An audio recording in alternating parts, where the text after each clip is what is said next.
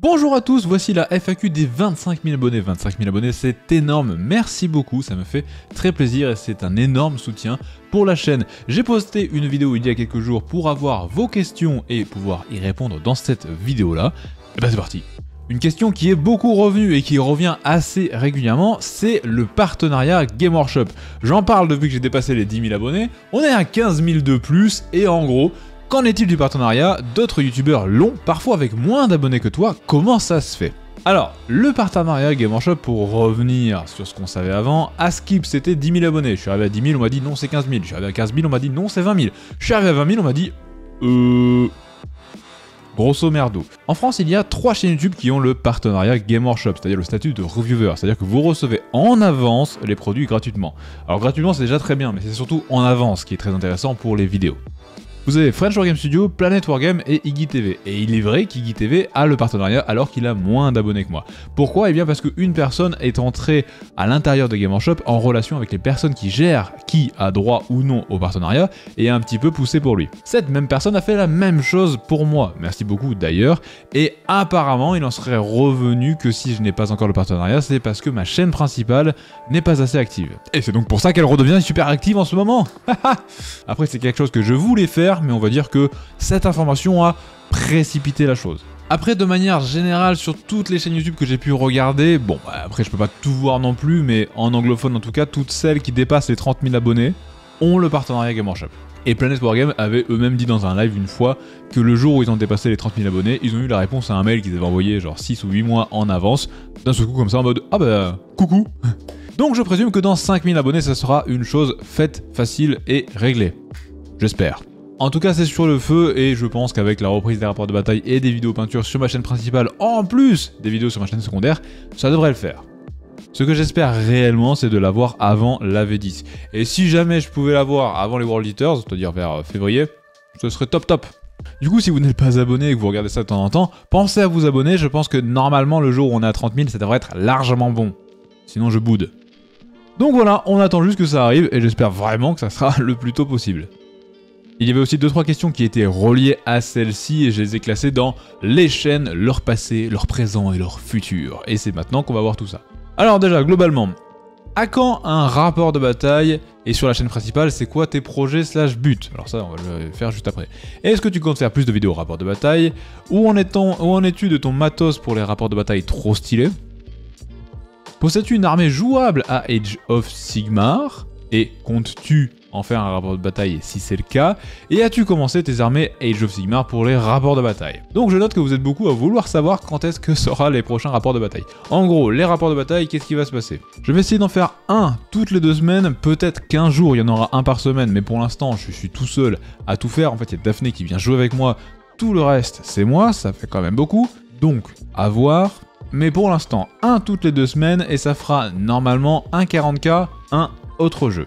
Autre jeu sera SDA, AOS, Horus Heresy.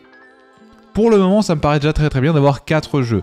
À terme, une fois que j'aurai assez d'armées pour tous ces jeux, et pas juste faire, voilà, bon bah, typiquement là, au Seigneur des Anneaux, je peux sortir de manière propre l'Armée des Morts, le Rohan, le Mordor. Donc si le rapport de bataille numéro 1 c'est Mordor, Rohan, puis Mordor, les morts, puis les morts, Rohan, ça va vite tourner en rond quoi. Donc il faut d'abord que j'ai assez d'armées pour alimenter tout ça. Le jour où ça se fera, on pourra élargir à d'autres jeux. Et notamment, vous les voyez pas, ils sont hors champ, A Song of Ice and Fire, brillamment traduit en français par le Trône de Fer. Un jeu que j'aime beaucoup, dont j'ai 4 boîtes mine de rien, et que j'aimerais bien faire, parce que ça a l'air apparemment très rigolo. Donc ça c'est le projet d'après. Une fois que celui-ci sera entré dans la file avec le reste et que tout roulera bien, peut-être qu'on verra pour autre chose, et notamment vous êtes beaucoup à avoir demandé Star Wars Légion. Personnellement, ça va peut-être en décevoir certains, mais je suis pas un grand fan de Star Wars. Pas trop. Et Daphné non plus. Donc du coup c'est pas du tout ma priorité. Désolé. Par contre on m'a dit que c'était un jeu excessivement sympathique. Donc ça c'est assez intéressant. Pourquoi pas? Il y avait aussi beaucoup de questions sur Kill Team et Warcry, alors là c'est assez sympathique dans le sens où tu peux faire des petites Kill Team et des bandes Warcry à partir des figurines Age of Sigmar, donc du coup, why not? Mais je suis pas hyper hypé par ça pour le moment. Et il y a aussi Adeptus Titanicus, que j'aimerais vraiment beaucoup faire.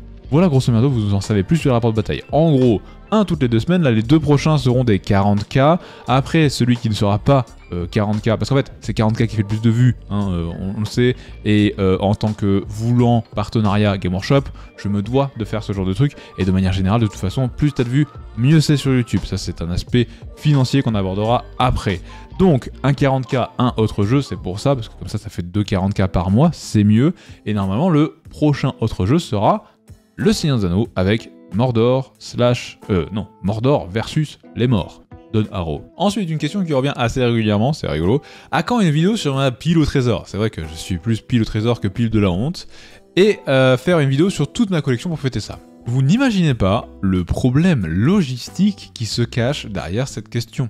Alors ça fait vraiment le mec qui a beaucoup de figurines, mais c'est vrai. Et en plus, il y a des figurines comme Smog là-dedans que t'as pas trop envie de bouger souvent, quoi. Donc je vous promets un truc. Si on arrive à 50 000 abonnés d'ici 1 an, date de sortie de cette chaîne, je vous fais la vidéo. Tout simplement. Et si on arrive d'ici 1 an à 50K abonnés, je promets, je vous mets tout sur la table.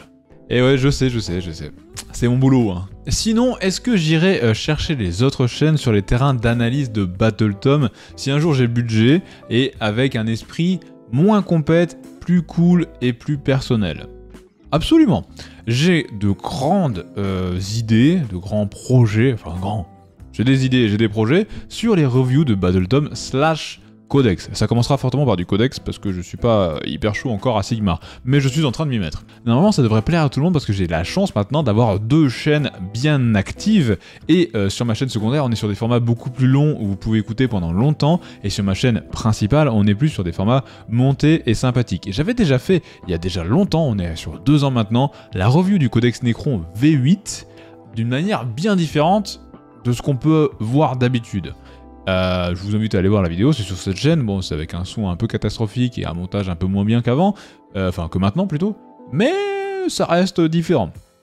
Donc j'avais fait ça et on sera plus dans un concept de ce genre là sur cette chaîne là, et puisqu'il y a d'autres personnes qui aiment bien voir tout du long, les réflexions etc, on aura un format beaucoup plus long sur ma chaîne secondaire, ce qui vous fera 2 vidéos par Battle Tom / Codex, et ça c'est beau. Et ça je pourrais le faire que quand j'aurai le partenariat. Alors je pourrais le faire maintenant, c'est vrai, mais à quoi ça sert de faire une vidéo comme ça alors que moi j'achète le codex le même jour que vous? C'est-à-dire que vous allez juste m'écouter, le lire en même temps, alors qu'en plus, pour tout ce qui est montage et tout de la vidéo de la chaîne principale, ça va me prendre du temps, donc en gros vous aurez eu le temps de le lire 1 ou 2 fois déjà le codex, alors que moi ma vidéo va sortir, c'est pas très utile, d'autant que du coup la vidéo des concurrents qui eux ont le partenariat Game Workshop sort le jour de la préco, donc 1 semaine avant que vous l'ayez. Donc en gros j'aurai 1 à 2 semaines en fonction du temps que ça me prend de retard sur vous et 2 à 3 semaines de retard sur les concurrents youtubiens. Ça sert à rien.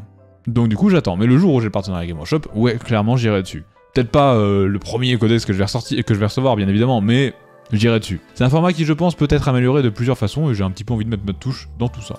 Dans ma vidéo sur les questions, je vous avais aussi dit, si jamais vous avez des idées de vidéos, dites-les moi, on verra bien si ça se fait. Et il y en a qui reviennent un petit peu, mais qui sont à la fois des questions, et que j'ai envie de préciser à quel point c'est pas possible. En concept de vidéo, faire une vidéo avec un ou une abonnée pour lui apprendre à peindre une figurine de son choix. Ça, c'est clairement pas possible. Pourquoi? Eh bien parce que, déjà, si jamais je faisais ça, comment je trouve quelqu'un? Eh bien, je dis, envoyez-moi un mail et une candidature. Admettons, je reçois, je sais pas moi, 40 candidatures. Donc j'en choisis une là-dedans. C'est dégueulasse pour les 39 autres personnes.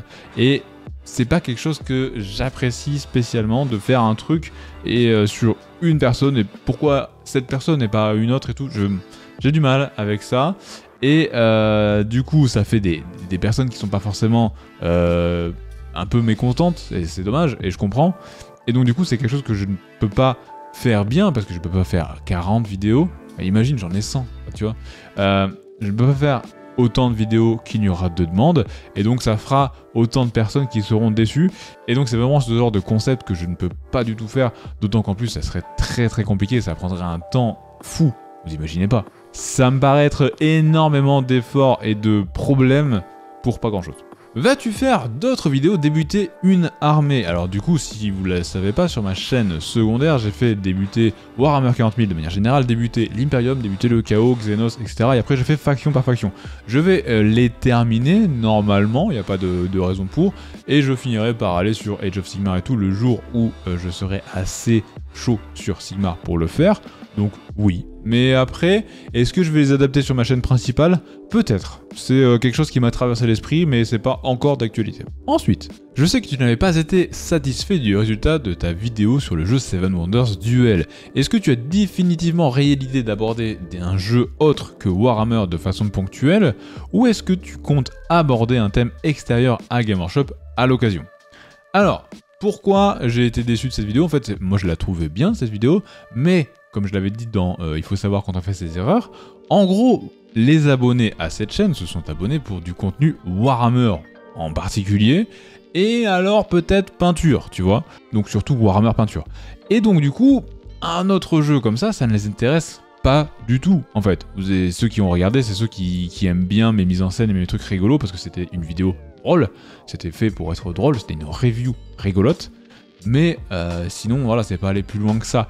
Donc, en fait, j'ai pas été déçu dans le sens de la vidéo en elle-même, mais plutôt déçu de moi-même dans le sens où j'ai pas compris que ça ne servait absolument à rien de faire ce genre de vidéo sur cette chaîne. Pourquoi ça sert à rien et pourquoi ça aurait été mieux de la recommencer autre part? Eh bien en fait l'algorithme YouTube marche d'une façon très simple. Quand vous sortez une vidéo, il la propose aux gens qui regardent le plus vos vidéos, et si ces gens ils cliquent beaucoup dessus et qu'ils la regardent, il va la proposer aux gens qui regardent moyennement vos vidéos, et si eux encore ils cliquent et regardent, eh bien ils la proposeront encore plus. Et c'est pour ça que quand tu sors une vidéo Warhammer Imperium 1400 € de figurines, et ben forcément ça fait plein de vues, parce que tout le monde, enfin tous ceux qui ont un jour vu mes vidéos peuvent être intéressés par la collection Hachette et à savoir combien et pourquoi, tu vois.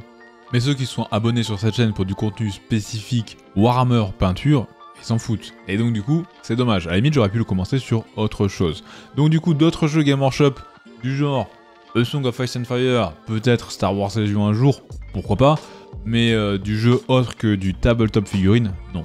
Une fois, pas deux. Elle en est où ta vidéo live action annoncée l'année dernière? Alors j'ai jamais annoncé que j'allais faire une vidéo live action. Le but dans tout ça, c'était de faire plus de mise en scène extérieure, parce que c'est quelque chose qui m'amuse et que je trouve sympathique à faire. Et là, du coup, vous aviez vu Galahad. Alors Galahad, il est mort et enterré, hein, c'est terminé, vous le verrez jamais. Mais globalement, dans l'idée, c'était une mise en scène qui arrive à un élément perturbateur qui déclenche un rapport de bataille. Voilà. Typiquement, Galahad, il était censé, enfin le script en tout cas, c'était il avance tranquillou dans la nature, il dit que la nature elle est paisible, il est content que tout se passe bien, et là, boum, il y a un autre guerrier, en l'occurrence une guerrière, parce que ça aurait été du coup Daphné, qui arrive avec une épée qui fait ah là là, je te cherche depuis je ne sais pas combien de temps pour je sais pas quoi, et je vais venir te péter la gueule. Et du coup, t'as Galahad qui sort son épée en mode bah viens de battre, on va voir qui c'est le plus fort, et du coup il disait ah bah non, pas comme ça. Là-bas. Et là, du coup, on arrivait sur la table de jeu et ça lançait le rapport de bataille. Parce que voilà, je trouvais ça rigolo et tout, mais au final, j'ai d'autres projets depuis, enfin, ces projets-là, ce côté-là de moi qui a envie de faire des trucs sympathiques, des trucs mis en scène et tout, a mûri et évolué d'une autre façon qui arrivera un jour sur une autre chaîne. Et voilà, j'en parlerai vite fait ici le jour où ça sort, mais pour l'instant, on n'y est pas. Donc du coup, on oublie. Terminé. Il y aura peut-être encore des fois des vidéos avec des mises en scène rigolotes, des fonds verts, etc. comme je faisais, mais ça sera beaucoup plus centré sur la peinture, sur le rapport de bataille ou des trucs comme ça. Mais voilà, on restera dans le thème. Comment ça va de manière générale la vie sur YouTube, le rythme? Alors le rythme c'est facile, je me lève, je prends mon petit déj, je vais bosser, j'arrête pour manger, je retourne bosser, j'arrête pour le goûter, je porte toujours mon goûter, c'est très bien. Je retourne bosser et j'arrête pour manger et après en général on regarde un petit truc et on va se coucher. Les seules fois où je ne fais pas ça, c'est les jours où il faut faire les courses, c'est pas mes jours préférés. Et les jours où on est invité d'autre part, genre là typiquement samedi après on a un rendez-vous et samedi soir on va chez mon père pour manger. Et donc du coup il faut que je fasse une vidéo en avance pour ma chaîne secondaire, que je réfléchisse un peu tout ça et que j'organise mon planning pour pouvoir être assez en avance. Typiquement je voudrais que le rapport de bataille il sorte lundi ou mardi prochain et j'aurais aimé qu'on en tourne un dimanche. Donc du coup il faut que en gros dans 2 jours j'ai terminé de monter le rapport de bataille. C'est pour ça aussi que j'ai pas énormément de temps, que je travaille beaucoup. Si en même temps j'arrive à monter cette vidéo là pour qu'elle sorte le vendredi du coup 14, ça serait très bien. Mais globalement voilà, ça ressemble à ça. Donc le rythme il est un petit peu soutenu, mais après c'est rigolo, moi j'aime bien ce que je fais, tu vois, donc ça fatigue, ça c'est sûr, tu peux pas le nier, mais j'arrive à dormir mes 8 heures tranquillou tous les jours, je mets pas de réveil, donc du coup je suis tranquille, je me réveille tous les jours entre 7 et 8, J'ai assez de chance avec ça, je suis content. Et globalement ça va, entre guillemets, j'ai pas trop le choix, tu vois, parce que je suis obligé de faire une vidéo par jour pour avoir assez de sous. Mine de rien, c'est assez rigolo. Alors des fois, j'ai pas spécialement envie de faire telle ou telle vidéo, mais j'y vais quand même. Ou alors je reformule le sujet pour trouver quelque chose qui m'intéresse plus. Mais tout ça permet en fait d'avoir un écosystème qui marche. Et sans tout ça, ça marche pas, et comme je l'ai déjà dit plusieurs fois, j'ai pas énormément de soutien en termes de dons. D'ailleurs ça corrèle avec la question juste en dessous, est-ce que tu arrives à vivre de YouTube? Du coup j'y réponds.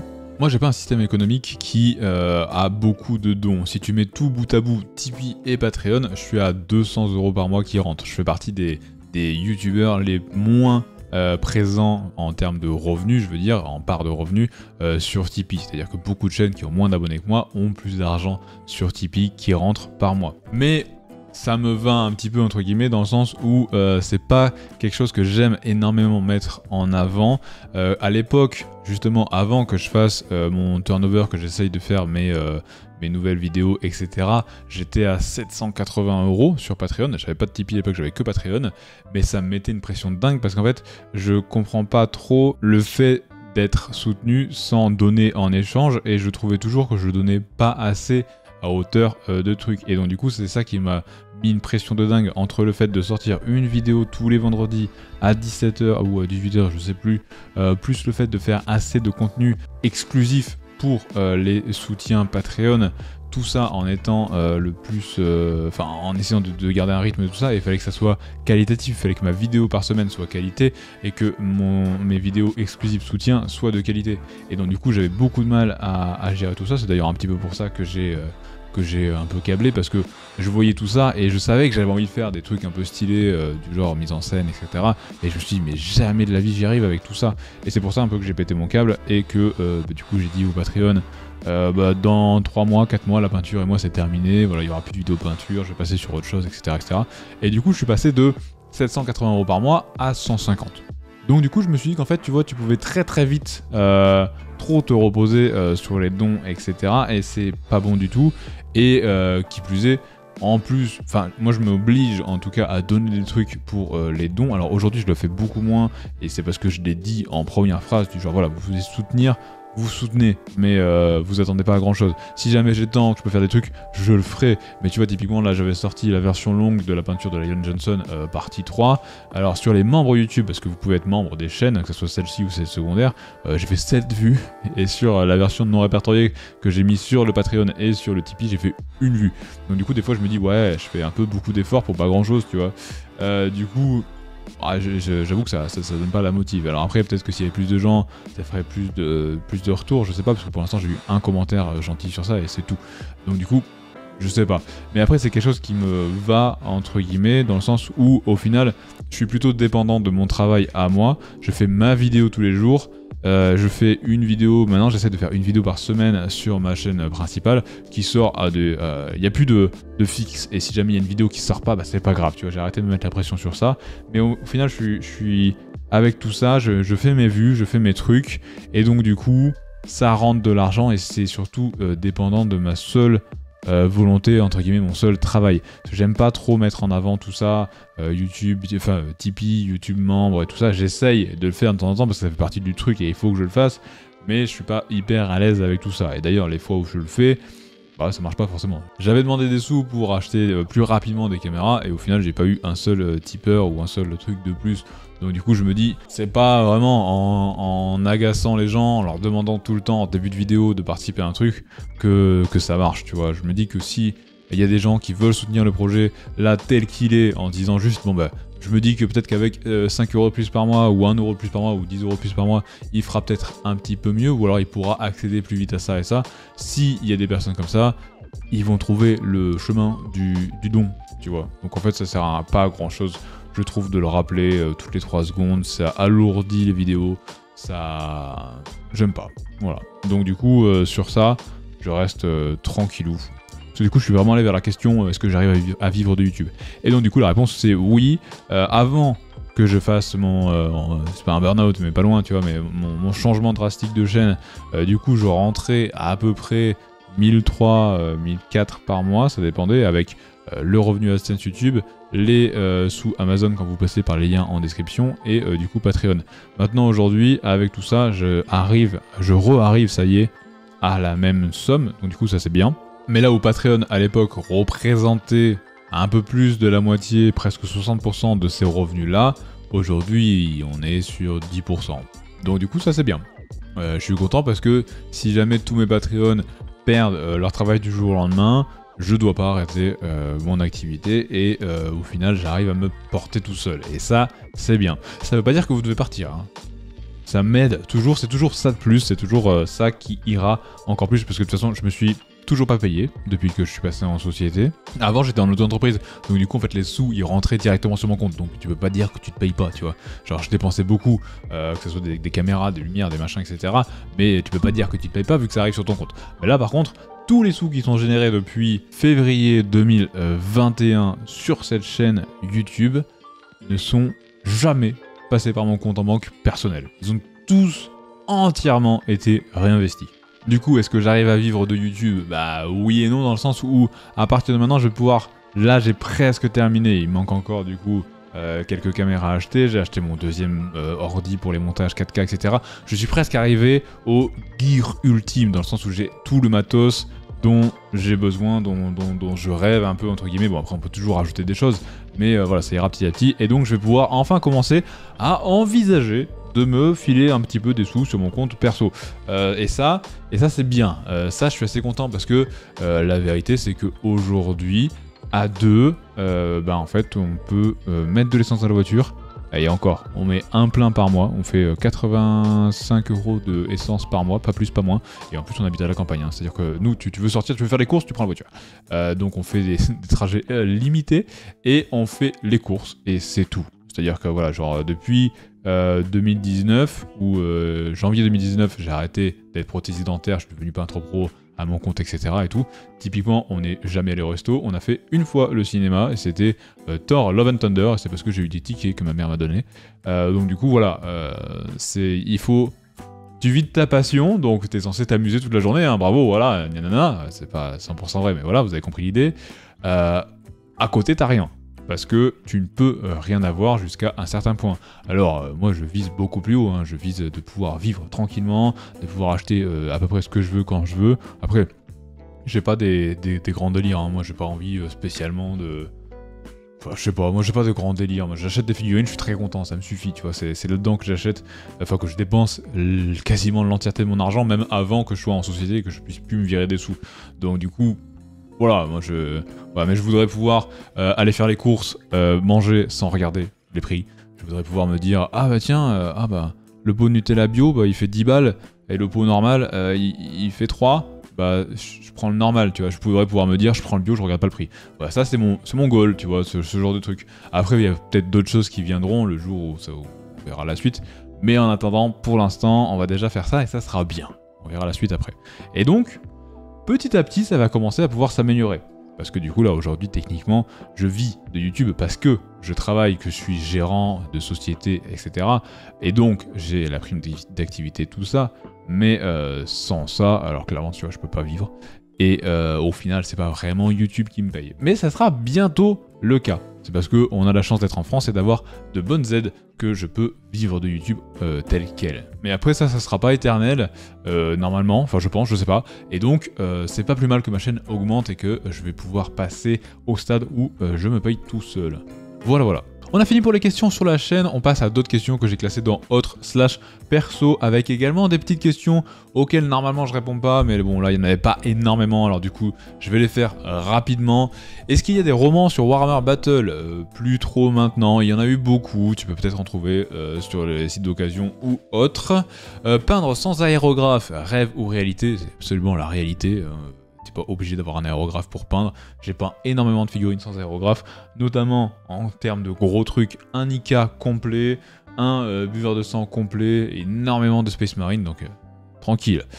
Pour MESBG, Middle Strategy Battle Game, plutôt Isengard ou Rohan? C'est excessivement dur à répondre parce que quand tu joues Isengard, c'est pour jouer des gros Uruk bien vénères, plein d'armure, avec des bercos et des arbalètes.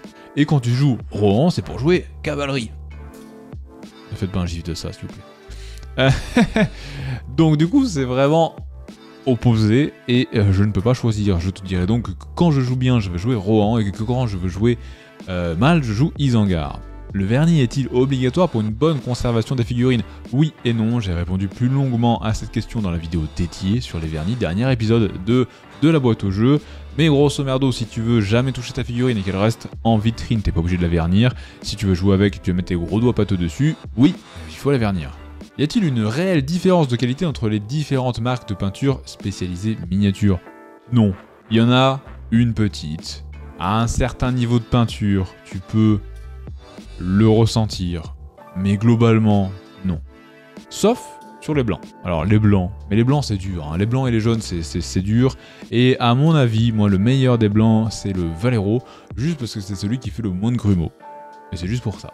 Mais sinon voilà, après c'est vraiment du kiff-kiff, et pourquoi? Parce que c'est une question étendue, on va dire. Pourquoi je recommande toujours du Game Workshop? Tout simplement parce que c'est ceux qui sont partout. C'est-à-dire que vous avez un Cultura qui revend du Games, vous aurez du Game Workshop, de la peinture Citadel. Vous avez un revendeur indépendant qui vend du Games, il aura de la peinture Citadel, mais il n'aura pas forcément du Valero, il n'aura pas forcément du Army Painter ou autre. Et c'est pour ça que je recommande toujours Games Workshop. Après, peinture acrylique, c'est peinture acrylique. Hein. Là où vous allez avoir vraiment une différence, c'est typiquement tu prends les Valero Liquid Gold qui sont dilués à l'alcool. Bah là oui, tu as une différence entre une dilution à l'alcool et une dilution acrylique. Ça permet d'avoir beaucoup plus de paillettes à l'alcool par rapport à l'acrylique. Donc là voilà, mais on est sur deux types de peintures différents. Voilà, moi je réponds pour acrylique.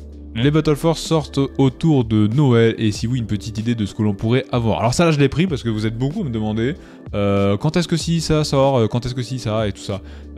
Je ne travaille pas chez Game Workshop et je n'ai pas le partenariat avec eux. Je n'ai pas plus d'informations que celles que je vous donne dans les vidéos. Et croyez bien que en faisant une vidéo par jour sur les news Game Workshop, le jour où je sais un truc, je vous le dis tout de suite.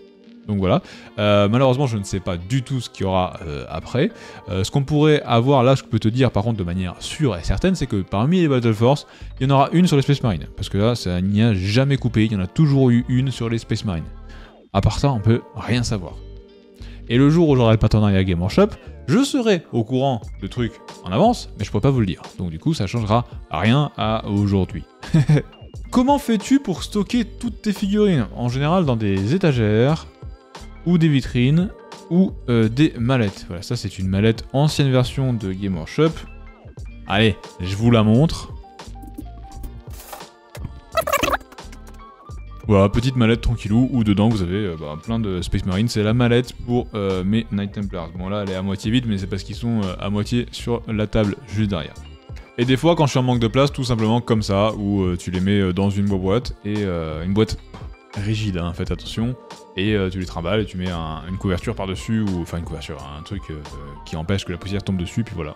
Donc soit comme ça, soit en mallette, et pour tout ce qui est boîte neuve, dans des étagères. Ou alors vitrine, hein, bien évidemment. Vu que tu espérais une réédition des anciennes boîtes de démarrage pour les 35 ans de 40K, n'es-tu pas au final trop déçu des sorties annoncées? Alors je suis jamais trop déçu des sorties annoncées parce que je trouve que c'est dommage d'être déçu des sorties annoncées.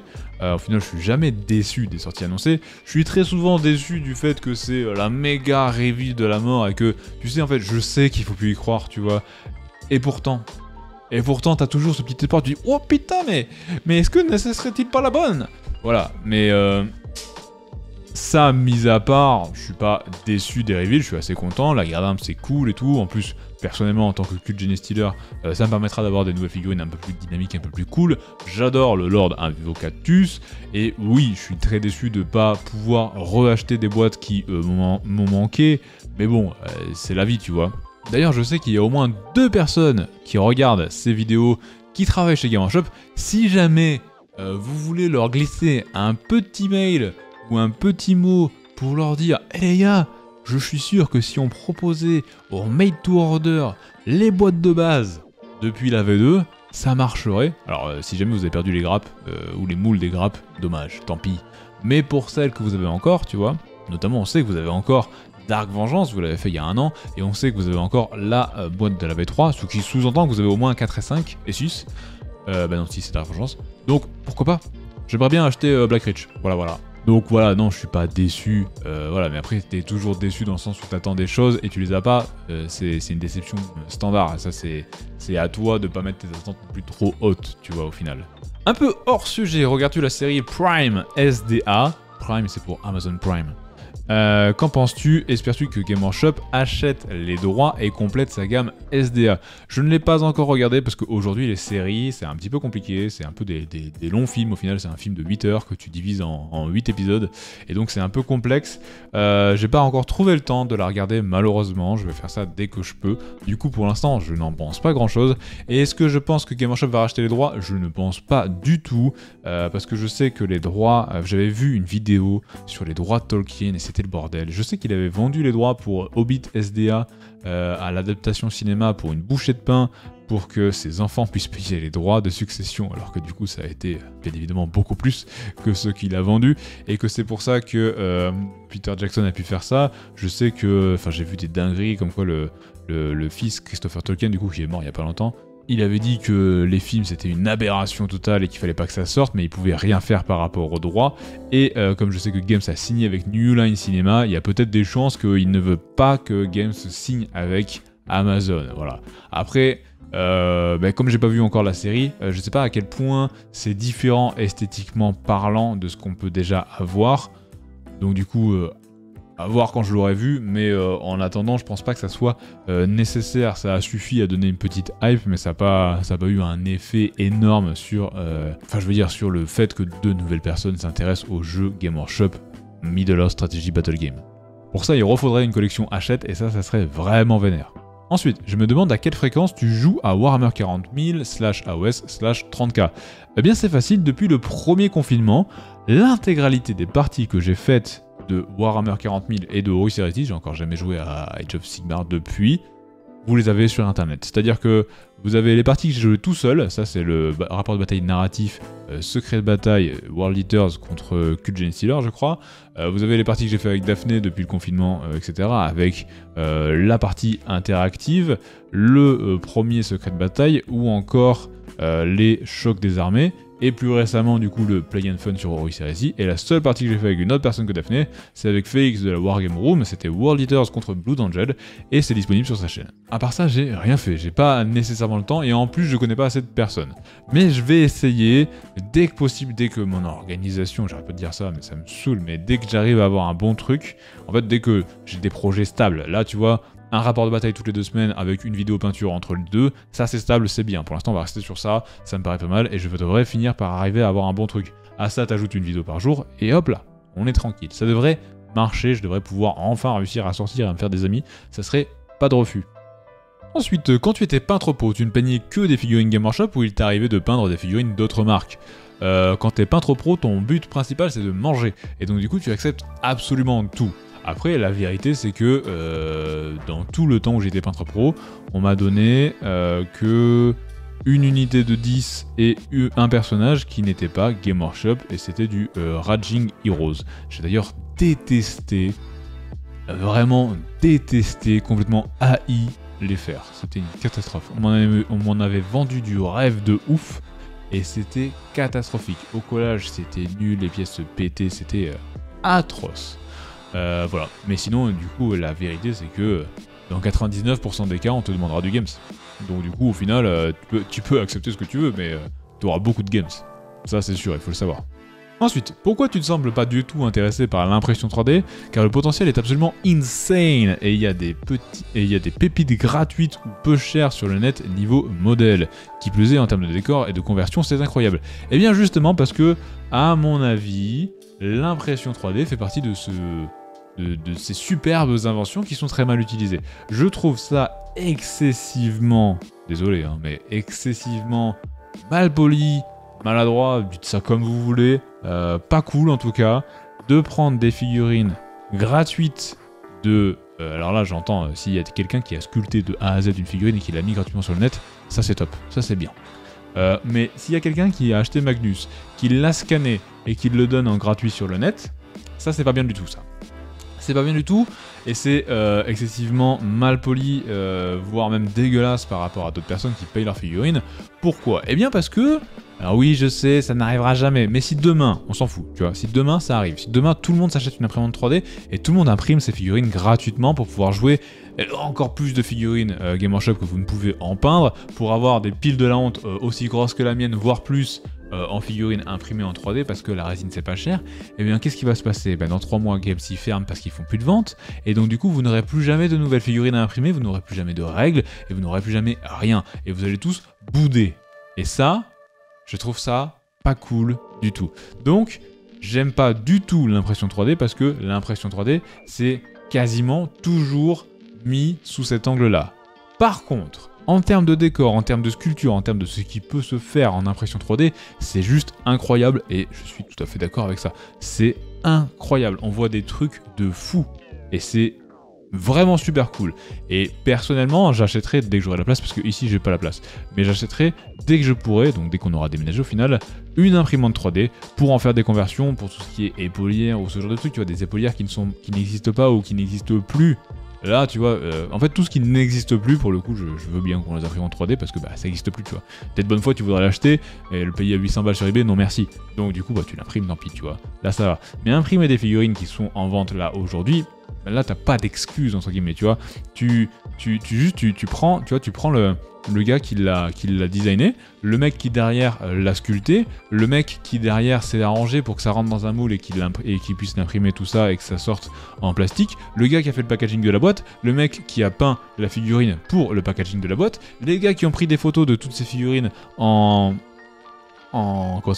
mise en scène et tout pour en faire des jolies photos pour le codex, les mecs qui ont développé, ou les meufs d'ailleurs, qui ont développé toutes les règles pour cette jolie figurine, et toutes les personnes qui ont fait en sorte que ces figurines arrivent à bon port et à temps dans toutes nos petites boutiques ou alors chez toi, dans ta boîte aux lettres, si jamais tu l'as commandé sur internet. Et bien quand tu imprimes une figurine en résine, pour moi tu prends toutes ces personnes, tu prends ta merde et tu leur étales sur la gueule. Et ça je trouve ça pas sympa, mais pas sympa du tout.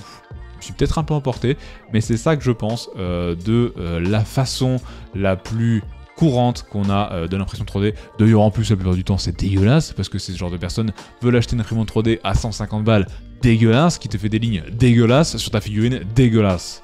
Alors que tu pourrais l'avoir parfaite, ta figurine. Voilà, du coup, ça m'énerve un peu.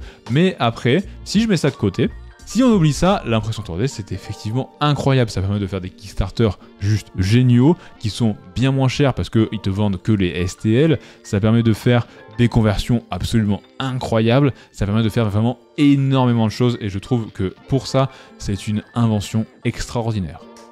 Mais voilà, comme d'habitude, c'est très souvent mal utilisé. Est-il possible d'obtenir une figurine peinte par toi de X manière? Je voudrais l'exposer chez moi un peu comme un autographe, si jamais j'ai des idées. Là du coup on arrive un peu au même problème que les vidéos sur des abonnés qui voudraient peindre une figurine de début à la fin. En fait c'est que je pense pas que tu serais le seul à vouloir avoir ça, même si je les vendais, ça serait un peu compliqué déjà parce que j'aime pas trop vendre mes figurines, même pas du tout. J'en avais commencé à en faire gagner un peu sur mon Patreon et ça m'a un peu brisé le cœur au bout de 4 ou 5 figurines à les envoyer, j'en ai envoyé une dizaine au total et depuis elle me manque et je suis un peu triste de l'avoir fait.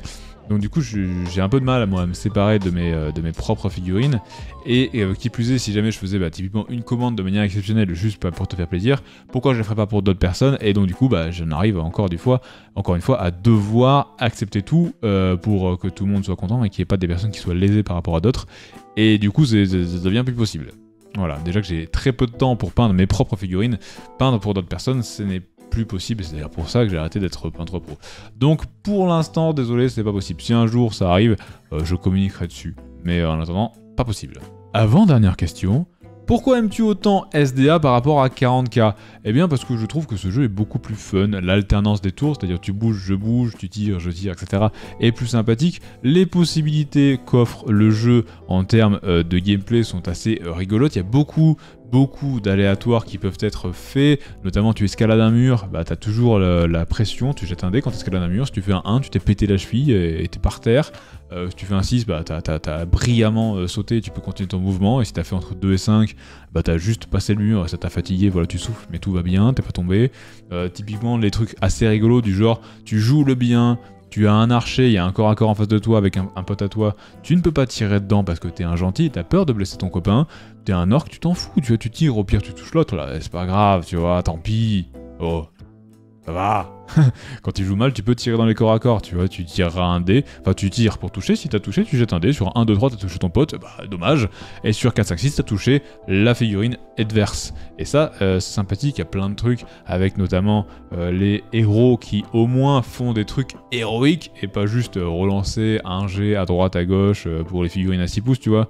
Parce que, en fait, quand tu joues Aragorn, tu joues un héros, tu vois, tu joues Aragorn qui, avec ses points de puissance, peut faire des dingueries. Au SDA, quand tu joues tu joues un héros avec tout ce que ça implique. Aragorn, avec son point de puissance gratuit par tour, il peut faire des dingueries. Il peut dire que les gens derrière lui, ils vont tirer mieux, il peut dire que les gens derrière lui, ils vont se battre mieux, il peut dire que les gens derrière lui, ils vont avancer mieux, il peut, si jamais il a raté un combat, et qu'il a fait genre, parce qu'on jette un dé pour savoir qui gagne le combat, si jamais par exemple il a fait 5 et que son adversaire a fait 6, il peut dire, bah pour un point de puissance, mon 5 ça devient un 6, et tu peux faire une escalade comme ça de puissance et tout. Il y a beaucoup de mécanismes de jeu qui sont excessivement sympathique et drôle, et ça rend ce jeu vraiment sympathique, et en plus ça le permet également, avec les mêmes règles, et ça c'est top, et pas du coup des trucs qui sortent tout le temps, de pouvoir avoir un niveau compétitif vraiment sympathique. Et donc du coup c'est un jeu qui ravit vraiment tout, dans le sens où pas besoin de t'expliquer pourquoi le narratif du Seigneur des Anneaux est bien. Voilà, t'as qu'à regarder les films et tu verras. Le jeu cool comme ça, entre potes, enfin jeu égal mais cool comme ça, il est juste incroyablement drôle et très sympathique. Et le jeu compétitif, il est vraiment aussi bien, je trouve, comme ça. Alors peut-être que tout le monde sera pas d'accord avec moi, mais voilà, c'est pour ça que je le préfère. Et après, subjectivement, j'ai toujours un peu préféré le côté médiéval et tout. Alors j'adore 40K, tout ce qu'il y a dedans et tout, mais j'ai toujours un peu plus préféré tout ça. Et j'avoue que les films de Peter Jackson sont peut-être aussi pour beaucoup, parce que je les ai beaucoup regardés, je les aime vraiment énormément, et c'est quand même fort sympathique. Et du coup, en tout ça, ça donne bien plus envie. En plus, le fluff SDA est quand même vraiment pas mal développé. Ça pourrait peut-être pas concurrencer 40K, parce que bah, du coup 40K ça va toujours grandir, mais ce qui a déjà été fait est quand même énorme, et il y a même des vulgarisateurs de fluff, un peu comme ceux qu'on a sur Warhammer 40 000, qui sont là pour le SDA. Si jamais vous ne la connaissez pas, je partage toujours des gens pour le Seigneur des Anneaux, je vous ai déjà partagé plein de gens en termes de figurines. Là on passe à un autre niveau, une fille qui s'appelle Presea, qui fait des lives sur Twitch très sympathique, et qui a fait une série de 20 vidéos normalement sur comprendre la Terre du Milieu, donc tout ce qui est lore de la Terre du Milieu, et vous avez ça sur YouTube. Elle les a repostées sur YouTube, sinon ils sont sur sa chaîne Twitch, si je dis pas de bêtises, en temps fort. Vous pouvez aller voir, je vous mettrai les liens dans la description, c'est fort sympathique. Du coup voilà, tout ça fait que forcément le SDA est un petit peu au-dessus. Et je pense que surtout les films de Peter Jackson, mine de rien. Ça a marqué, tu vois, moi quand j'ai vu ça, j'avais 10 ans. Et enfin, dernière question, vas-tu valider le projet de déménagement? Eh bien, oui, sûrement, peut-être un jour, à moins que je lance mes projets secondaires, que ça explose d'une manière incroyable, que je devienne riche, et que je puisse acheter une maison aussi grosse que dans mes rêves les plus fous ici. Mais en quelque cas, on crame encore quand même un peu. Donc normalement, oui, hein, on va déménager. Après, on a grandement réduit le truc, parce que déménager à autant de distance, on est quand même à 10 heures de route, c'est un peu complexe, tu vois, je sais pas trop. Après, d'un autre côté, j'aime bien aussi ma petite Côte d'Azur et tout, tu vois, c'est complexe. Mais comme ma mère ne déménagera pas, bah, je pourrais toujours revenir chez elle, tu vois, pour les vacances et tout. Donc voilà, mais à l'origine, le déménagement, c'est quand même, et surtout parce que on peut avoir beaucoup plus grand, des fois même 2 fois plus grand, pour au moins 30% moins cher. Et donc du coup, ça joue beaucoup, voilà. Donc pour l'instant on en parle encore, on y réfléchit, et on verra quand ça arrivera. Mais de toute façon, si jamais ça arrive, vous serez au courant, parce que je doute que j'arriverai à faire une vidéo par jour pendant un déménagement de 10 heures. Voilà, on verra. Mais c'est toujours dans les cartons, entre guillemets, mais quand, je ne sais pas. Et c'est donc tout pour cette FAQ, j'espère que ça aura répondu à vos questions. Merci beaucoup d'en avoir posé. Si jamais vous en avez d'autres, dites-les en commentaire, on sait jamais, peut-être qu'il y en aura d'autres qui viendront. Sinon, pour les 30 000 abonnés, je vous ferai une petite FAQ. N'oubliez pas que le partenariat Game Workshop est aux portes de notre chaîne, et que du coup, 30 000 abonnés, c'est pas mal. C'est pas mal du tout. Je vous fais des bisous, et je vous dis à bientôt pour de nouvelles vidéos sur ma chaîne principale, notamment un rapport de bataille Space Marine Knight Templars contre Imperial Knight. Bisous, ciao ciao.